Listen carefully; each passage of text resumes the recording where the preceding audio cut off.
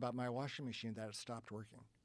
And I called home and I said, how's the washer? And she said, it's broken. And I spoke to Rupert and I said, can you explain that? And he said, you must have a strong relationship to your washing machine. Well, you need it. Yeah. Kind of makes sense. I mean, cross species, cross life forms almost, communication.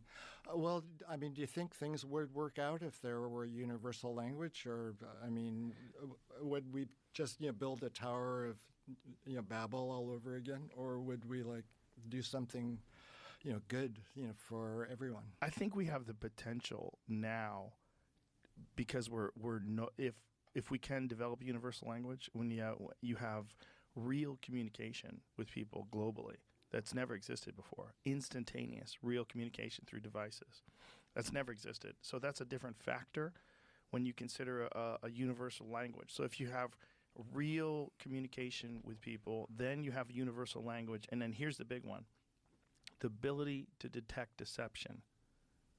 So if we really are all communicating through some sort of neural implant, and we really are doing this telepathically with a universal language, and we're experiencing each other's consciousness in a way that eliminates all possibility of deception. You can see envy, greed, anger. You can see these things in people's thoughts. If this becomes a possibility, and I think it's within the realm of science. I think it's within the realm of technological possibility. When that does happen, it will mean a very different thing to be a human being. And I think it could be one of the greatest things that's ever happened, because it would force us to only communicate at a higher level.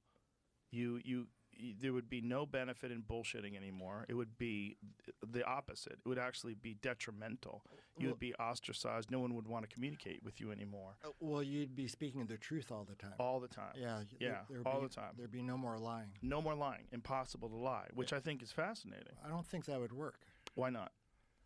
Well, I mean, there are some lies that are told for the sake of peace. Right, but what are the parameters? Like, what are the confines of our society and of our just geopolitically, in terms of environments we exist in? Like, why? What lies would be good for peace? They wouldn't be better if everybody just knew exactly what was going on.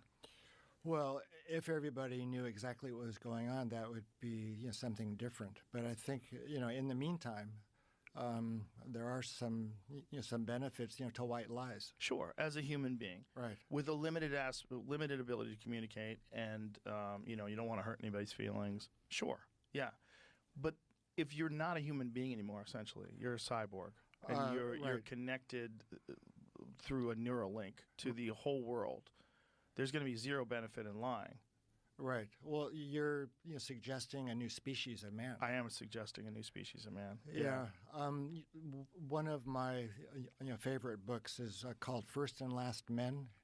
It's by Olaf Stapledon. He's a British science fiction writer from the 1930s, 1940s. And he describes 19 species of man that extends over 2 billion years. And the final species is living on one of the outer planets. They live 35,000 years because that's how long it takes to learn everything. And every so often they all communicate telepathically over on the whole globe.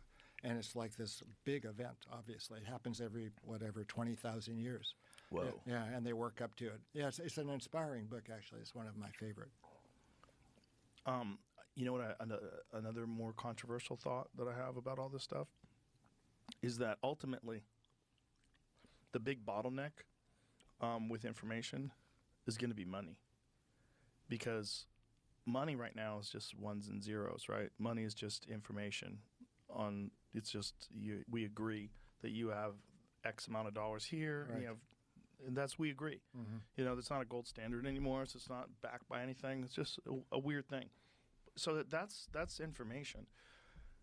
The trend with technology is we have more and more access to information, and ultimately we're going to have instantaneous access to information. but then we have this money thing. We have money, which is and as people get better and better at cracking and coding, like you're not going to have encrypted money. You're not going to have encrypted info. It's not going to be possible, especially when quantum computing becomes ubiquitous. Like when we're all operating off. It's like it's all done, and if this happens at the same time when we're all sharing our thoughts, impossible to lie, and then universal language and money. So then you have an even distribution of resources that's not based at all on capitalism. It's an abandonment of capitalism. But not in like a Marxist communist way, in sort of a practical utilitarian way to deal with the fact that everybody's communicating with everybody instantaneously. You can't have a guy who lives in a fucking castle and another guy who lives in a favela with a dirt floor and no food if we're all existing as one. Well, it would require a change in human nature. Yeah, well, human nature won't be human nature once this happens. Whatever you think of human nature as of now, it's like, you can tell me something. I don't know if you're telling me the truth. I can kind of guess. I have a feeling, but I don't know. So that makes progress slow. Well, do you think that that the technology will change human nature? Of course. Or yeah, definitely. Yeah. But just by design, if you're communicating telepathically and you can instantaneously detect it, it makes deception impossible, right? Because you're only able to like express your thoughts. Yeah, I have a feeling that won't be very popular. Well, it won't be popular with the kind of humans that exist today. Right. So will the human nature have to change first before there's a agreement to undertake that? Well, I think it'll change with it. But one of the good things is we might be able to completely eliminate things like depression, suicidal thoughts, all mental illnesses. Maybe we could recognize that these are simply patterns in the way this thing operates. And if you just optimize it, it no longer has these patterns. If everybody has like this increased level of dopamine, for example. Yeah. Like everybody just increase dopamine 300%. Well, and increase oxytocin. Yes. So everybody loves everybody. Everybody loves everybody. We're walking around in a state of tripping. We're all in ecstasy together. Just a low level where you're functional. You're not going to crash your car. Right. But you probably won't have cars anymore anyway. They'll be driving you around. Well, an interesting thought is maybe you can increase levels of endogenous DMT in everyone genetically. Sure, or on cue, like whenever you'd want it. Yeah, I think the rapture may have a biological basis in that regard. Like it's a timed event, right? Which is worldwide, that turns on the DMT synthesizing machinery, and everybody just connects all the minds together. In a universal language, and it's one big blowout. And we emerge from our violent monkey past and become the next version of what it means to be a human being. Well, which would be non-material. The DMT world is non-material. Right. It's visual. So we might just transcend into some, like I think everybody, in this kind of scenario, everybody would drop dead. But isn't it more than visual? It's visual in the sense that you experience it with your eyes, but your brain is experiencing something too. You just don't know what to do with it. You don't know where it goes. So you say it's visual. I'm seeing it. But you're not just seeing it. You're experiencing it. Well, I think it's a world made of light.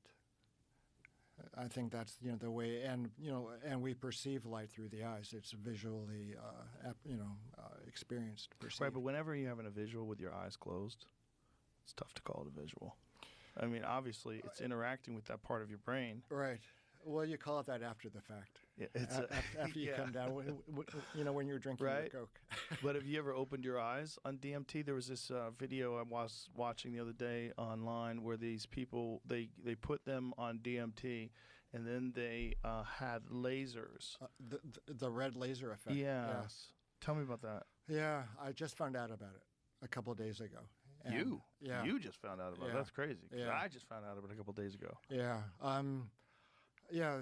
A friend is putting together a piece on that phenomenon, and he wanted my opinion. Could you explain it to people, what they're experiencing?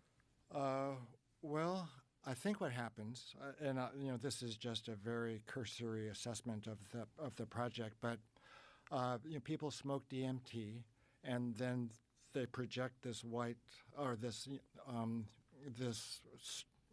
Um, they project a red laser onto the wall, and if you look very carefully at it, from what I understand, you can see the matrix. You see code in Right. the laser. Mm-hmm. Yeah. Yeah. Can we take a bit of a break? Yeah, for sure. Yeah. We'll take a bit of a break, ladies and gentlemen. We'll be right back. It's not that he doesn't have faults. He most certainly has faults. But they all have faults.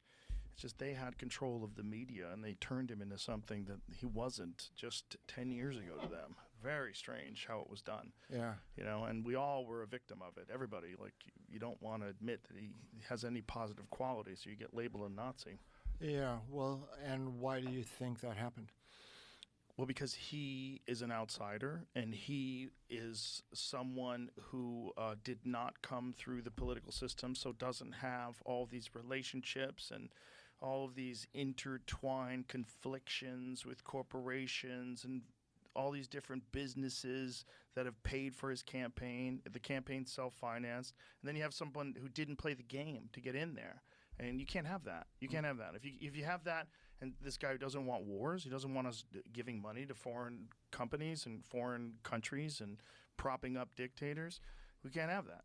We need that. That's part of the American machine. That's how it all works. The military-industrial complex. It's real. Yeah, it's been real for a long time. I mean, when Eisenhower talked about it on television at the end of his term, it's kind of a crazy moment in history that was just broadcast on television and wasn't really revisited until YouTube came around. It was ignored. Yeah. Yeah, it was, conveniently ignored. Yeah. Yeah. I think with RFK Jr., when he gets in, we have a real possibility of opening up psychedelic treatment for veterans, which I think is the best way to start it off because they're the most deserving of it. They're the people we ask of the most, and there's been a lot of people that have had some pretty profound changes take place because of psychedelic experiences. I think it's going to need to be scaled up. And Yes. what that scaling up looks like still isn't really worked out. Right. I think they should develop special clinics, where you wouldn't actually be doing research and you wouldn't need incredibly strong data to justify that kind of treatment. You would just need an indication that it was helpful. Right. And have specialized therapist, pure drug. It wouldn't be Schedule 1 kind of super restrictive research, but it wouldn't be just Wild West and anything goes. I think there needs to be some kind of middle institutional development where a lot of people can go who would benefit from psychedelic assisted therapy. And the vets make sense. So many homeless people are veterans. Like in Albuquerque, there's an enormous homeless population, and a large number of them are vets. They're really not treated all that well when they get home. No, they're not. And it's not like this idea of not having robust clinical research to show efficacy, like on a physiological level. That doesn't really exist with SSRIs anyway, and they're already prescribing them. Like, there's so much anecdotal stories, so many of them, of guys going to Mexico, taking Ibogaine, taking DMT, psilocybin experiences, and coming back and just like sorted their life out. It's amazing. A couple of weeks ago, we were at a conference up in Denver, and I was, doing some book signing. Some guy, my generation, came up to me, and he, told a story after he returned from Vietnam. He was using basically every drug in a bad way, bad drugs in a bad way, and he smoked DMT one day, stopped using everything. He even moved to live across the street from a liquor store to be able to, demonstrate that he had that willpower that had just changed with one DMT experience to resist any future drinking. Wow. Yeah, so those kinds of stories you just can't ignore. There's too many of them, and I have personal friends that have gone through it and changed their life, quit drinking, got their shit together, became a much nicer person. Like, sometimes people are just burdened by the stress of what they've experienced, especially war, which is the most horrific thing that people can experience. You're burdened by this. And sometimes they don't know how to shut those demons off. They don't know how to shut it off. And something can come along whether it's a DMT experience, ayahuasca, ibogaine. There's a bunch of different anecdotal stories that I've heard of different things. I was reading something about Colorado today. Colorado is doing some new psilocybin research thing where they're opening up clinics now. Yeah, they're going to be opening up these healing clinics, which will be more or less, based on the Oregon model. You license the therapists. You have to account for your supply of drugs and quality control, those kinds of things. I would worry about that. Like we're talking about, like control, and that's where you would open up the door to potential spiritual narcissism. Like you could see someone starting a nice cult that way. Well, he who controls the mushrooms. Who controls the mushrooms? Well, it wouldn't be the first time that psychedelic cults emerged. Yeah. Well, are you familiar with the Rajneesh story? Which one's that? In Antelope, Oregon, there was this. Oh yeah. Of course, Wild Country. Wild Country. Well, I love that one. Yeah.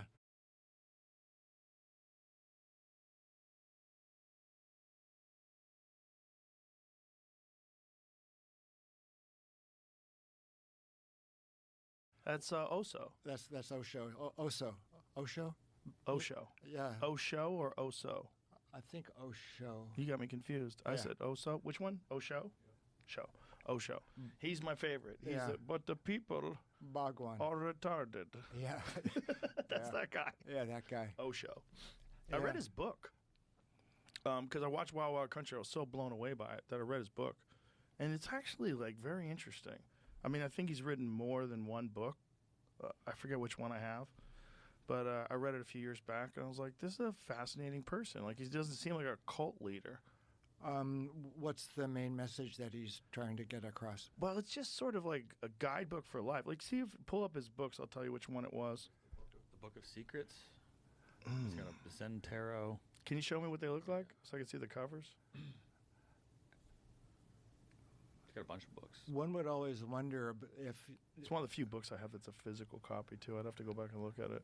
You kind of wonder if these are transcriptions of his talks or things that other people helped him write, or even things that other people wrote for him. For the people, Zorba the Buddha. By the people. They did a dirty thing there, where they took all those homeless people and they brought them so they could count as voters. Mm-hmm. And then they kicked them out. Yeah. Weren't they trying to poison the city council or something? They poisoned everybody. They poisoned people when they were trying to take over politically. But that was that one woman. What was her name? Rita? Was that her name? The one woman who got in trouble. She was kind of running the cult. She was right. She was pretty brutal. Well, I spent some time at a Zen monastery. I was actually, as a young man, thinking of becoming a monk. How long did you spend there? Not that long, because my depression lifted while I was there. I think my motivation to become a monk was because of how depressed I was. I didn't think I was able to really function any other way than in a cloister, more or less. I wouldn't. Yeah, but then my depression cleared and I went back to school. But I stayed associated with them for over 20 years. Went up there. What do you attribute your depression lifting to? Well, it was I think it was a minor enlightenment experience. That's not to say that I'm enlightened or anything, but if you look at the phenomenology of the enlightenment experience, it's on a scale. There's gradations, like the major one, and then smaller little ones. Yeah, I was walking back from a work assignment. They asked, one thing they liked doing was, because I was a medical student back then, thought I was hot shit. I was always given the worst assignments, the worst work assignments, like clean the toilets or knock down this hill. So one day they said, can you move that hill? So I had my shovel and my pick. I was 22 years old or whatnot. Yeah, and I was coming back from the work project, and my depression just lifted right off my shoulders. It was the damnedest thing. It was about 15, 30 seconds or so. I thought, oh, that's pretty interesting. Yeah, and the end of the day came, and I woke up the next morning, and I was still feeling pretty good. Wow. Yeah, so I was indebted to them for helping pull me out of that bad mood. It was a bad mood, too. I had to drop out of school. Was it directly after you had to move the hill? It was on the way back to the tool shed. Yeah. Did you do anything before that physically? I don't remember what my other work assignment was. It was an afternoon work assignment, as I remember. I mean, in your life. Did you ever do any hard labor? Oh. You ever work out? You ever take a sport? Yeah, I ran track. You ran track. It was the sprints, though, so it was just a sudden burst of energy. It wasn't anything prolonged. I've done a lot of strenuous hiking and backpacking. The sprinting, when you were doing that, were you particularly happy or depressed when you were doing that? No. Sprinting itself is great. It's like I don't mean that. I mean during the time period where you were participating in sprinting, did you have any depression? No. Well, I suppose, teen angst. Yeah, teenager angst, growing up in the San Fernando Valley. Right, that everybody has. Right. Yeah. Yeah.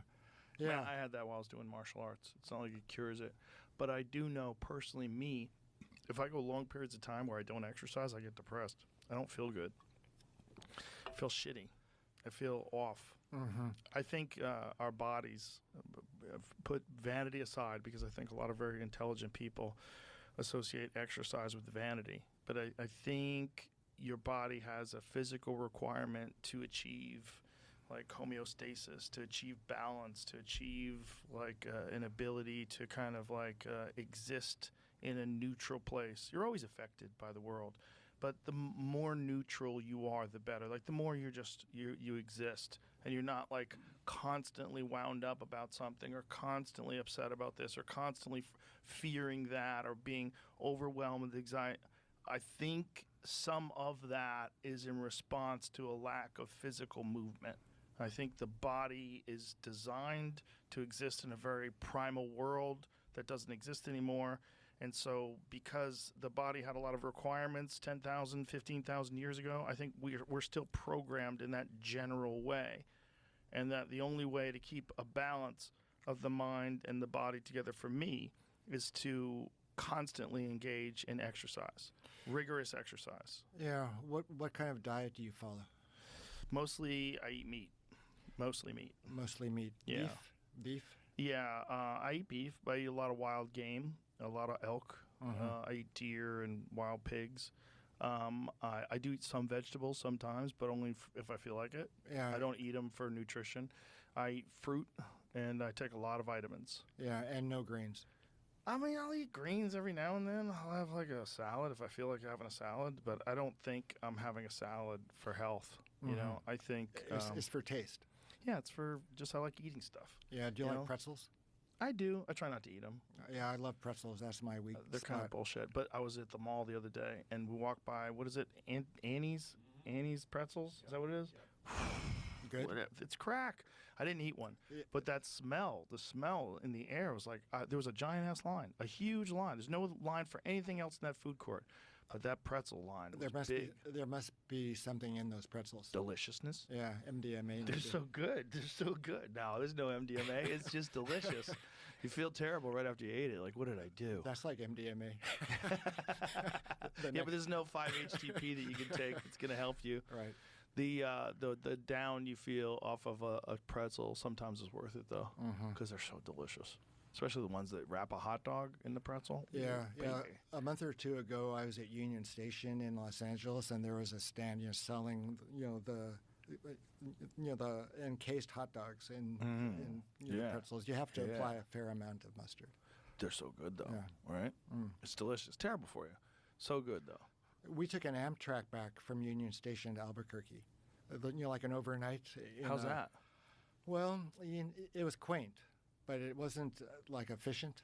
It's too slow. It's pretty slow, pretty noisy. And you start thinking, I could have been on a plane. I would have already been there. Right. It would have been just, 2 hours rather than whatever it was, 14 or so. Yeah, that's stupid. Well, look at European trains, though. You can really have fun on a European train. They're comfy. They're on time.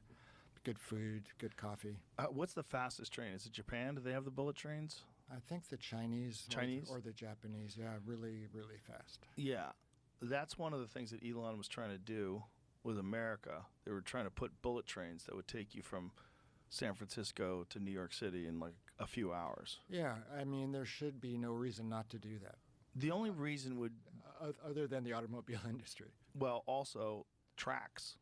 Like, who's watching those tracks? If you're going 1,000 miles an hour or whatever you're going, who's watching the tracks? Who's making sure someone doesn't put something on the tracks? Right, right. That's even a concern now, but yeah, it would certainly be if people are going 1,000 miles an hour. Yeah, like I'm amazed at how few derailments there are. If you think about how many trains are flying back and forth. Yeah.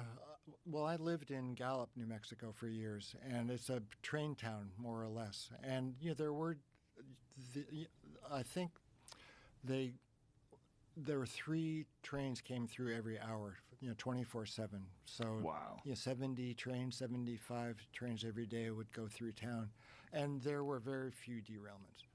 That's crazy. Yeah, they're pretty effective. But you're constantly waiting for trains then. Like there's always those things that come down, ding, ding, ding, ding, ding. You Yeah. gotta sit there and wait while the train flies by. Yeah, it was a point of controversy in that little town. Like, were they going to build a tunnel underneath or a bridge over? Yeah, yeah. The business folks in the downtown area, and it would be noisy too. The trains would go by, 35 miles an hour, and they're big trains.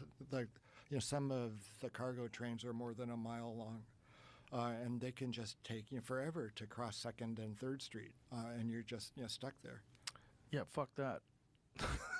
Right. Well, I just wouldn't want to be in a place that's that noisy, especially if you're in New Mexico. It's kind of quiet. well, your bones rattle when the trains go by, and they honk their horns. Like they have to do 3, then 2, then 3, then 2. Well, there's some apartments in New York City, Right. where the apartment building's there and the train's going right in front of the apartment building. Exactly. That's crazy. Yeah. Like yeah. how cheap is that rent that you agree to that? Yeah, and the long-term effects on your mental and Oh. physical health. Yeah. Well, whenever someone's crazy in a movie, they always live there. They just live like right where the train is. Mm. It kind of accentuates their craziness, right? They Yeah. get no rest. I know. Well, my mom's mom lived in a little town in western Pennsylvania, and the coal trains would pass through her backyard basically. Like there's a little hill in her backyard and the train tracks, and I really enjoyed sitting there as the trains went by, smelling the exhaust. That was something. That was an early manifestation of my Look at this. Have you seen these in China? Whoa, that's crazy. It goes through the building. That's what they say. at Yeah, least. that would be noisy. Imagine if you're above that trying to sleep. Fuck out of here. Yeah. That's nuts. That's not real. Whoa, No, that that's can't not be real. real. Yeah, that can't be real. Yeah, they couldn't find anybody to live there. You could. Well, but I guess prisoners maybe. Somebody would agree. It could be a jail or a prison too. Well, yeah, or just some crazy person that just thinks that's a good idea. Mm-hmm. A lot of people like to live in different They ways. also have this. They're like their markets right on the train line, Whoa. and they have to like pick up the stuff when it comes through. What? Yeah, that's efficient. So they quickly grab their baskets and stuff and Yeah. pull it out of the way? Yeah, because like people are walking on the train track. That's nuts. That is crazy. Yeah, and rather than move, they just figure it out. Wow. 8 times a day, 7 days a week. Wow. You have to put things away. You have 3 minutes. Oh, really? Man. Wow. Yeah. How many dogs do they lose Yeah. every year? Well, suicides Hands. too. I'm sure. Lots of people that like the small town I was living in. That would be like a regular thing. People would lay down on the tracks.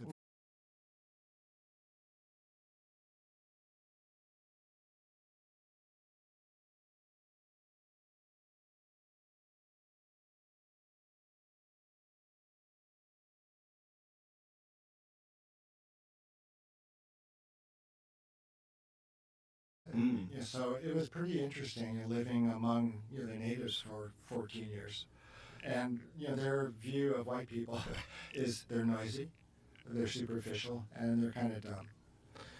Well, there's plenty of examples that would support that if you were inclined to be,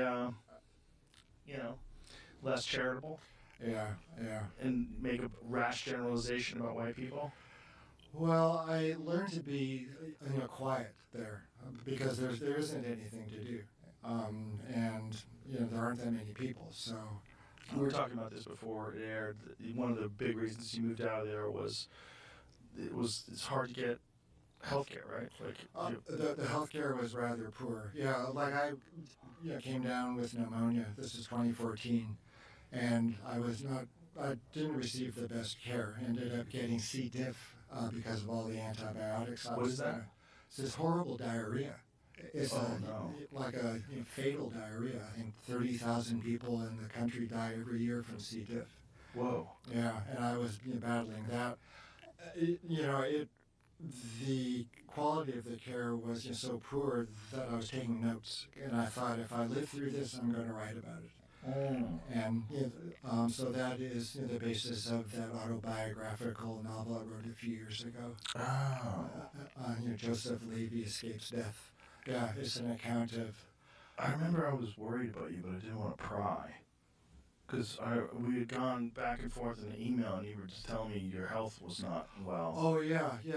We were talking about the possibility of me being on your show. Yeah. So I'm just too sick. I can't travel. Yeah. Yeah. Generally, people don't bounce back when they say they're that sick. I was really worried about you. But I didn't want to, I just didn't know, like, how does one, I don't want to pry.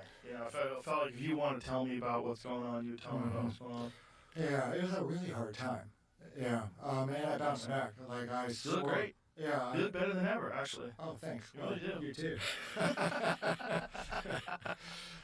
Yeah, I swore I would bounce back and feel even better than I did, before I got sick. So, yeah, but it was a chore. Well, it did strengthen my belief in God, speaking of God. Mm-hmm. Like, I wasn't quite, that, God was not quite ready to take me.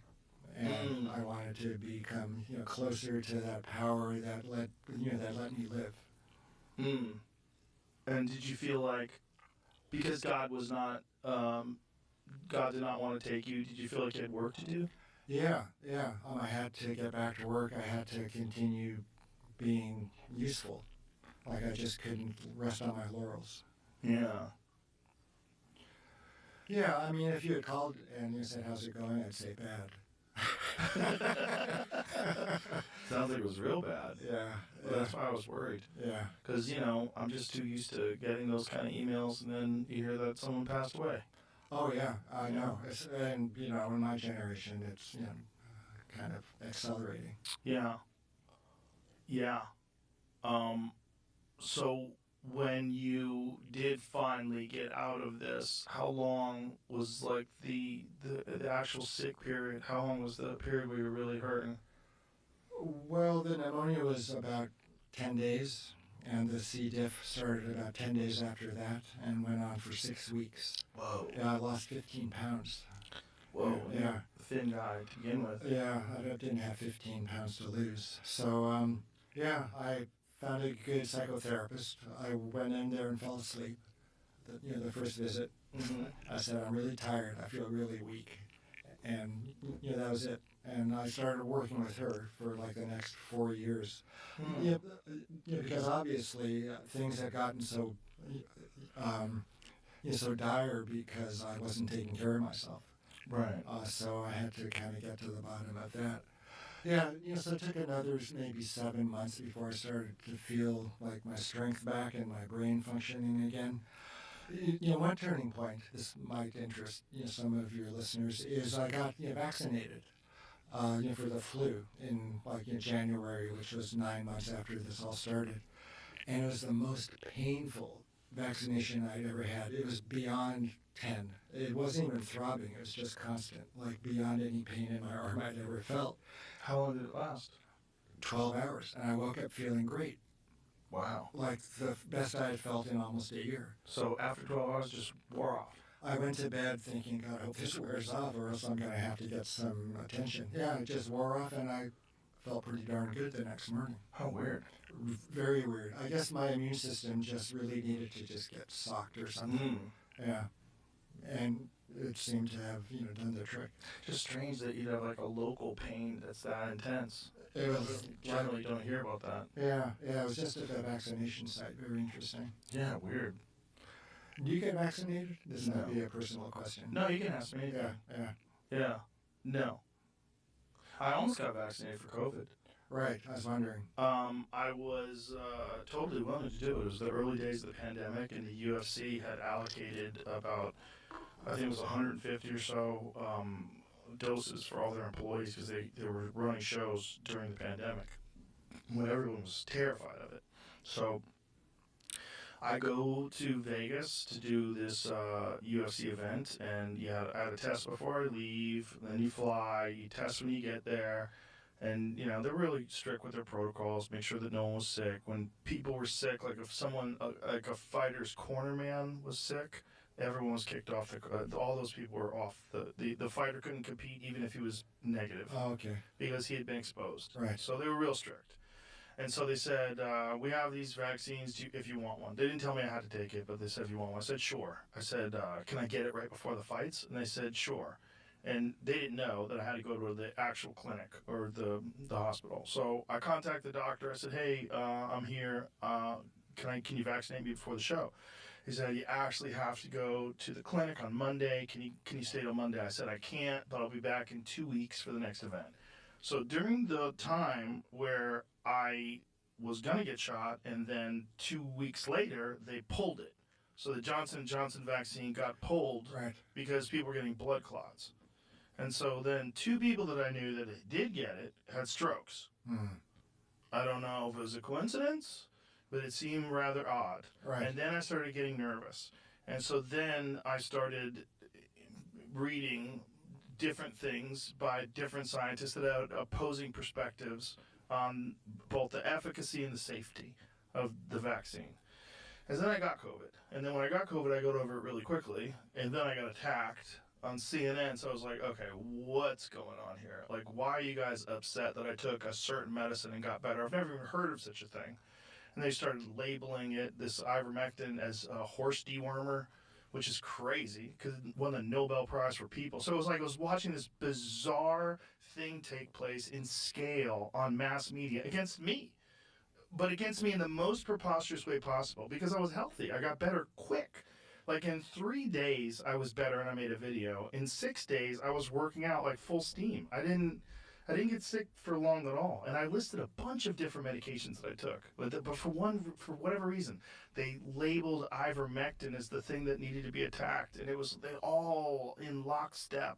MSNBC, CNN, newspapers, all of them making these ridiculous statements that I was taking veterinary medicine. I got medicine from a doctor, from a pharmacy, an actual human doctor, medication for humans, and more importantly, I got better, like really quick. Like, what is happening here? This is the strangest thing I've ever seen in my life. It was like this mass psychosis that was propagated by the media who were only intent on keeping everyone terrified and offering only one solution. And that solution just coincidentally happened to be insanely profitable. Yeah, it's hard to figure. It was weird to go through. It's very, very weird to go through. So, needless to say, I have become very skeptical about a lot of narratives that are expressed constantly without any real examination. Well, do you think they're going after you or going after the ivermectin? Going after the ivermectin, 100%. I was a simple, easy to make fun of person who did a ridiculous thing, and that's why they were able to say horse dewormer, But it's such a dumb thing to say because it was a playbook that would have been really effective in 1998. You could have gotten that done in 1998. The problem is there's too much information that's available. And when you're mocking a person for taking a drug that a human being won the Nobel Prize for in like 2000, it's insane. Also, you're knocking people taking off-label medication under the advice of a trained physician. What? Like, what's going on? And who are these people that are doing this? These talking heads on CNN? Why are they all agreeing? How come not one person is saying, hey, what is the reason why ivermectin would be taken in the first place? Oh, it stops viral replication in vitro.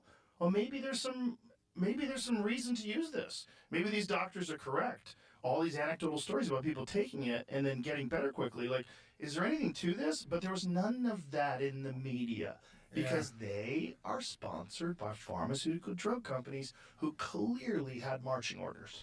Yeah. What do you make of this virus that's killing folks in the Congo? Jesus, who knows? Yeah. I don't know anything about it. Yeah. 170 people have died. They don't know what it is. Some weird African virus. Fun. Yeah. See if Bill Gates has been visiting there lately. Yeah. I don't know. I'm terrified of pandemics for sure. That one wasn't one to be terrified of, and they made us terrified of it, which makes me terrified. Yeah. Because that was one where they, we talked about this in the podcast, where they made fun of Donald Trump because he was saying it's less than 1% of the people who get it die. And then CNN was mocking him, saying it's 3.4%, it's 3.4%. You know what it was? It was considerably less than 1%. He was right.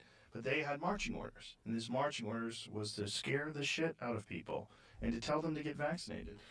It was a scary time, that's for sure. Yeah, they closed down the town that I was living in back then, Gallup. It was closed down. You couldn't go into it if you didn't live there. God, it's so weird. For 9 days. Well, 9 days better than California.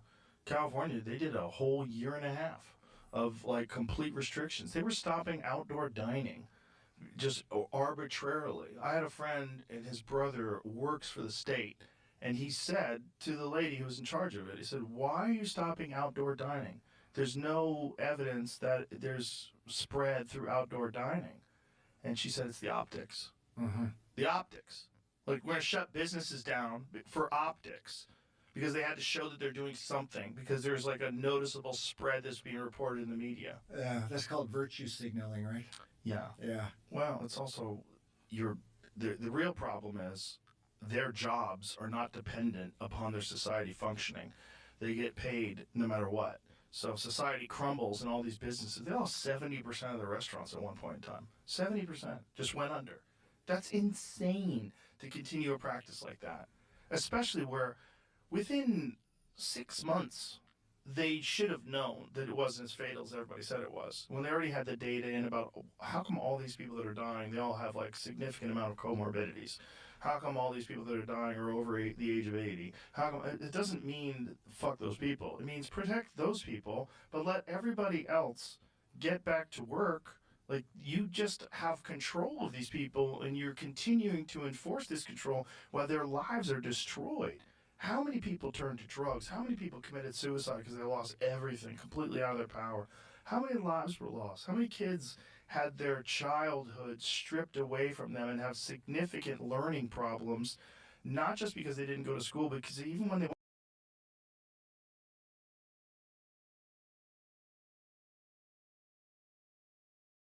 they went to school, they had to wear a mask.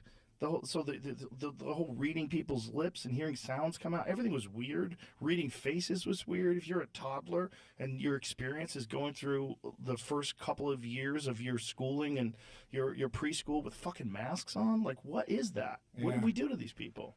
Well, we'll find out. Yeah. Yeah.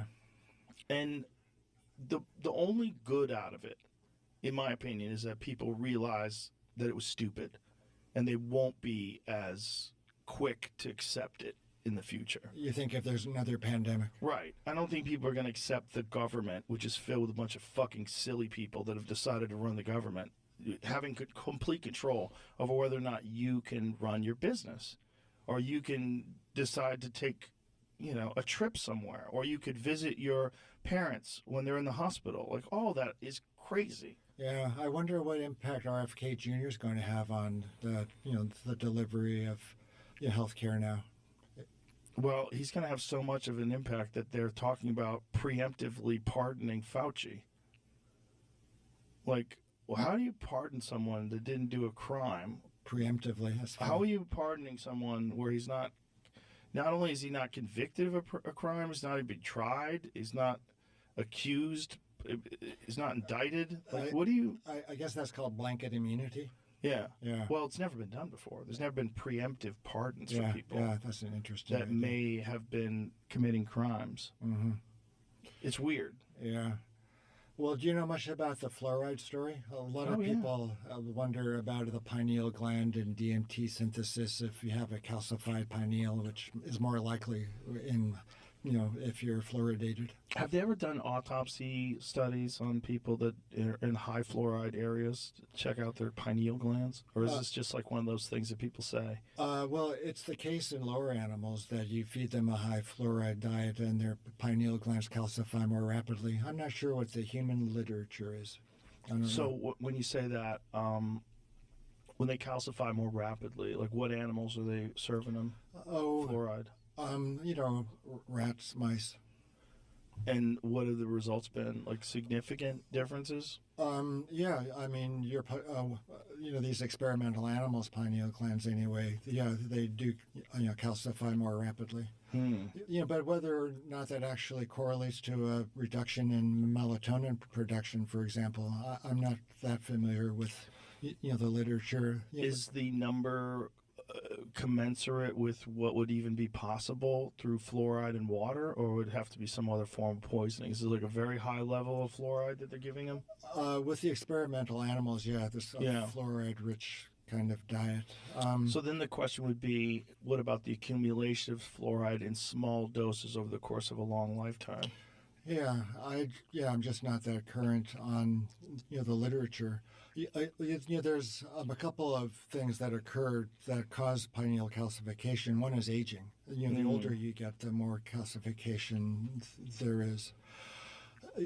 Back when I was current on the pineal physiology data, which was a long time ago, like 40 years ago.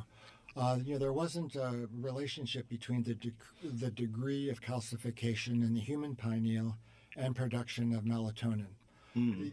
So like at least according to the data to the data from the 80s, the degree of calcification wasn't functionally significant. But I get an email here and there wondering if fluoridation of the pineal might reduce the production of endogenous DMT, which one might theorize takes place. Yeah, but we don't really know quite yet if the pineal even makes DMT, let alone if pineal calcification might reduce it. Um, wouldn't it be interesting to measure different lifestyles and then also look at the age in which these people are and see if there's, like, when they die, if there's calcification? Like if you have one person who's a marathon runner and they're Right. 65 versus one person who's sedentary, drinks a lot, and they're also 65. Yeah, you would think it would correlate with your overall general health. Right. Yeah. I mean, and if you're thinking that it's age related, it may be age related, or is it exposure over long periods of time, where it accumulates? Because Right. the amount of fluoride that's in the water is very small. And this is one of the things that people point to when they say that it's not dangerous. It's very small. But the question is, like, where does it go? Like, does it leave the body, or does it accumulate somewhere? Yeah. Well, you'd have to compare. You'd have to compare autopsies in older folks from from areas that never had fluoride in their water versus those that did.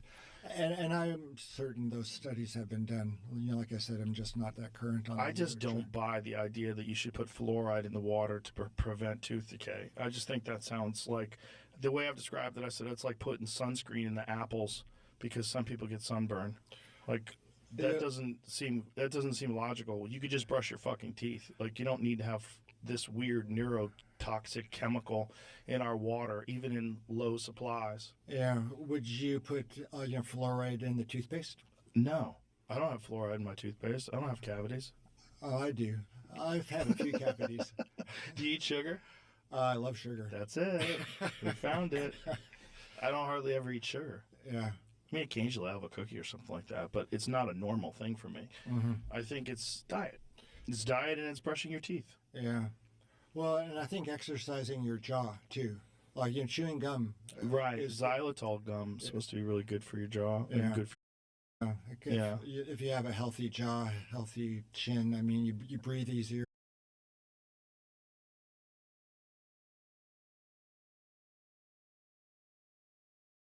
in the water and low IQs. This has been established. Okay. So if that's true, That should be a fucking giant red flag for people. I mean, and once you eliminate all the other environmental things that may be consistent with the people that have lower IQs and children, if you're just pointing only at fluoride, if this is one thing that varies, like this is a potential real problem. Like we know that leaded gas reduced people's IQ. Oh, You know yeah, that, right? Yeah. When they used to have leaded gas, like people like me and you who grew up at a time with leaded gas, you probably would be like have a 10-point higher IQ That's a if scary you didn't thought. grow up with leaded gas. I mean, there's some sort of a percentage. I think it's a small percentage, but it's been measured. It's been measured that find out like what percentage IQ, what percentage of a detriment is leaded gas to your IQ? Because they actually have done studies on people and like what happened once unleaded gas was introduced and how children's IQs went up. Oh, yeah, super healthy. Yeah, it was quite helpful. It's still in the ground in some places. Well, it's still in a lot of pipes. Oh, really? Yeah. Lead pipes. Oh, yeah. Yeah, the whole Flint thing. Oh, yeah. Yeah. Oh, right. Yeah. Yeah, they used to use lead pipes. How crazy. Your drinking water Well, going the through lead Romans pipes. used lead pipes. I know. Yeah, for their plumbing. The Latin name for lead is plum. Plumbum. That's crazy. Yeah, that's why the pipes were called plumbing. That's probably why the Colosseum got started. They're all fucked up on lead poisoning and just willing to throw their soldiers to the lions. Nearly half of U.S. population exposed to dangerously high lead levels. So what does this say about IQ? Here it goes. Exposure to car exhaust. Estimate childhood lead exposure has on average led to a reduction of 2.6 IQ points per person. That's nuts. Yeah. Research also found that non-Hispanic black people, individuals with lower family income to poverty ratio, and those with an older housing age were likely to have higher levels of lead in their blood. Well, probably because they lived in urban areas where there's more car traffic, right? Most likely. Most likely. Yeah. If they're inhaling If they're in cities, lead particles. people that live in like very congested areas. Wow. 1973, Environmental Protection Agency issued its first call for manufacturers to begin a gradual reduction in the amount of lead in gasoline. I bet they're going to look back at fluoride the same way we look back at leaded gas. Yeah. We're going to go, what the hell were we doing? It doesn't even make any sense. Yeah. Oh, it's for your teeth. It's for your teeth. Brush your fucking teeth. Yeah. And if you use fluoride in your toothpaste, great. Just spit it out. Don't swallow that shit, right? You don't swallow tooth. My friend Eddie said it best. He said, if fluoride wasn't a problem, why would they want to sell you toothpaste without fluoride? And why does it say fluoride-free in the toothpaste? Why do people gravitate towards fluoride-free toothpaste? But because of studies like this, where they found that there is a correlation between IQ levels and fluoride. And at high levels, it's fucking dangerous for you. But there's all these people trying to dismiss it. Oh, stop. What's the big deal? Mm-hmm. There's nothing to this. Look at the amount of fluoride. Like, what about a cumulative? Do we know? Do you really know? Or why are you so willing to accept the fact that it's a good idea to throw neurotoxins in the water supply? Well, they may have just discovered it, through serendipity. There may have been some. Well, they did discover it through Yeah, that. yeah. There was an area in Texas, I believe, where they had high natural levels of fluoride in the water, and there's a corresponding lower instance of cavities. Yeah, that makes And that sense. I think it's Texas. Google how did they start putting fluoride in the water. I'm pretty sure it's that. There's some healing springs of some sort. Yeah, some mineral-rich fluoride water. I don't know. But either way, just brush your teeth. Stop eating so much sweets and brush your teeth. Both those things are a good idea. Fluoride in the water, not a good idea. If you want to sell fluoride and tell people to add it to their water, fine. But put it in everybody's water, that's crazy. That seems crazy. Yeah. Well, I mean, as a dentist, or when I was a small kid, we used to get these, fluoride treatments. Yeah. Yeah, with this like blue gun, kind of gel that they would, put in a splint. Put it on your upper and lower teeth for like 5 minutes or whatnot to Kill all those bad germs. a fluoride treatment. Well, And thank lower goodness. your curiosity. Yeah, you lower your IQ, which is maybe not a bad idea. And no, Well, you got to wonder with the thing you were talking about before about some people just don't have imagination, which is really crazy to think that some people are they just got a bad hand. well, they can't make stuff up. They must be quite practical, right? I mean, what you see is what you get. There's no abstracting. That's very charitable. They might just be dull. They might be dull-minded, you know? I mean, there's a certain percentage of our population that has an IQ below 85. I think, what is it, like 15% or something like that? Was it higher than that? We were talking about it the other day, but I don't think we ever researched the actual number. But it's significant enough where you're like, whoa. You're running around the world with an 85 IQ. It's hard. Well, you kind of wonder about the IQ test, right? I mean, it was, what was it called? The Stanford Binet test. It was developed way long ago. May not really measure all aspects of intelligence. So that's true. Maybe someone with an 85-point IQ is smart in other ways, like emotionally intelligent, for example. Okay, so with a 70 IQ, you have like 2%, 2 point something percent of the people. Yeah. When you get to 85, you have 13.6%. So 13.6% have an IQ at 85 or below. That's a lot. 34% is 100 to 85. All right. But you have to also factor in education, right? Like to take an IQ test, you have to be able to understand concepts. You have to be able to solve problems. And you most likely would have to have been exposed to many problems when you were younger for you to understand how these work.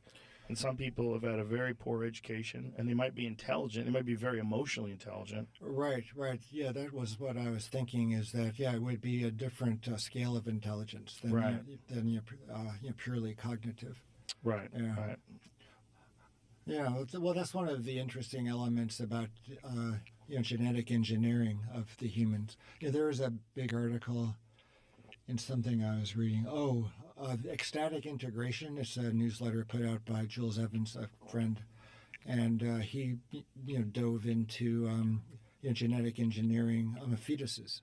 Like you can have a 3 DNA fetus or embryo. Like the mom, the dad, and some super smart person or a super athletic person. So you could do like a chimera almost in the human situation. Whoa. That's probably already happened. Yeah, it is happening offshore.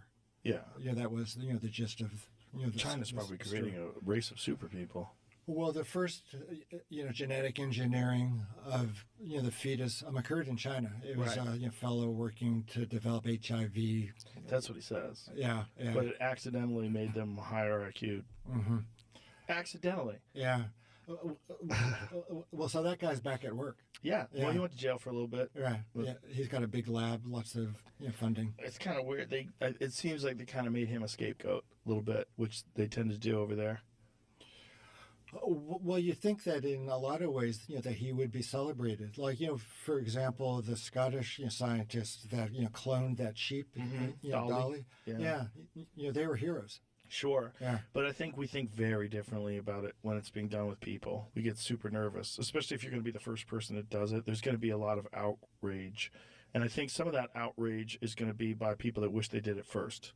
So they're going to be pretending that this is horrible that you've done this. Right. They were scooped. Yeah. Yeah. I wonder if there was that kind of reaction with the first heart transplant or the first kidney transplant, if the originators of the methodology were demonized because they were like putting somebody else's heart in your place. It has to be, right? Especially, well, we're lucky that it was done in the 20th century. Imagine if it had been done in the 18th century or the 16th century. If you in the 1500s said, okay, I know how to save you. This guy just got run over by a wagon. I'm going to take his heart out. I'm going to cut you open and put his heart into you. Like, what? Right. Yeah. And that would have even worked because your body would have rejected it back then because they didn't have the proper drugs that allowed people to accept other people's organs and suppress your immune system. So your immune system doesn't reject the organ. Yeah. I never was in a heart transplant operating theater. Once in an emergency room, actually, I was able to, crack somebody's chest open and work on their heart, kind of, Whoa. give it the massage. Well, the person, was quite sick. He was dying, and we, tried everything. Well, like everything, uh, we used a defibrillator. We put some epinephrine in a big syringe, put it through his chest, into his heart. Didn't help. And the last thing that we could do was do open heart massage. Wow. Yeah, open chest massage. Yo.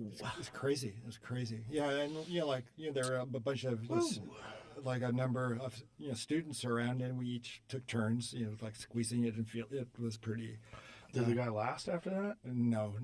By the time you open up somebody's chest and start squeezing their heart with your hands, it's kind of. So did he make it through that day, or how long did he live for? No, he never woke up. Oh, Jesus. Medical training is a pretty interesting experience. The kinds of things that you learn to do to the human body, and the kinds of things that people let you do to them because you're a physician. It's a very interesting development of a role.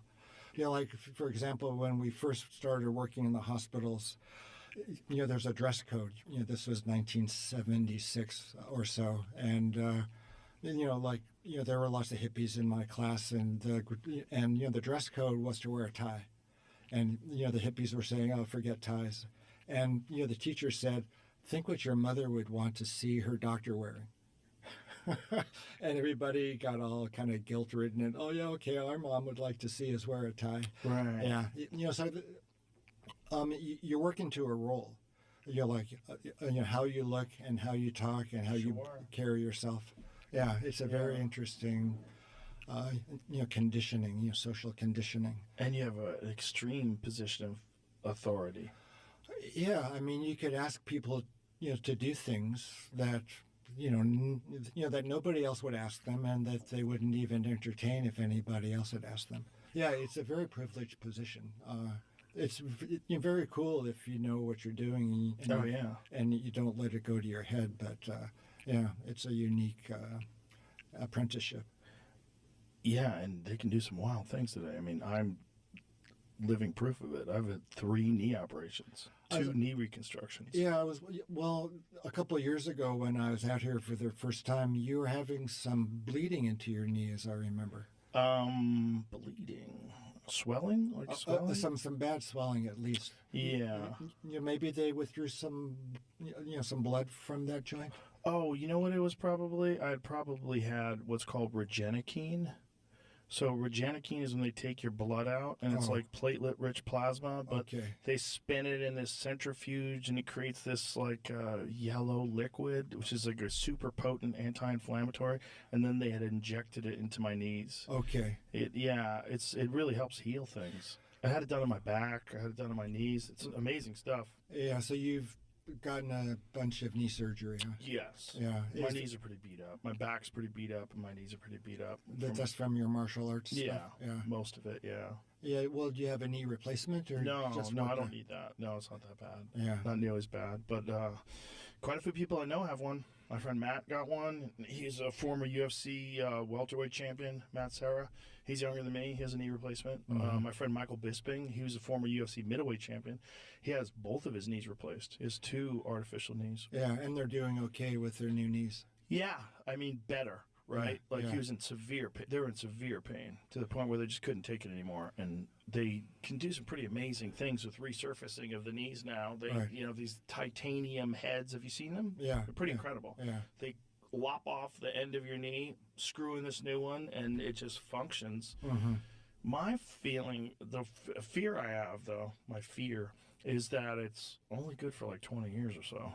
And then what do you got to do? You got to go back in there and lop off it again and put a new one in? Yeah, well, they may have some new development. That's what you would hope so. Yeah, you would hope so. But right, I mean, you're banking on that. Mm-hmm. You're like essentially making a bet that, okay, you can chop off the end of my knee and in 20 years they're going to have some new thing.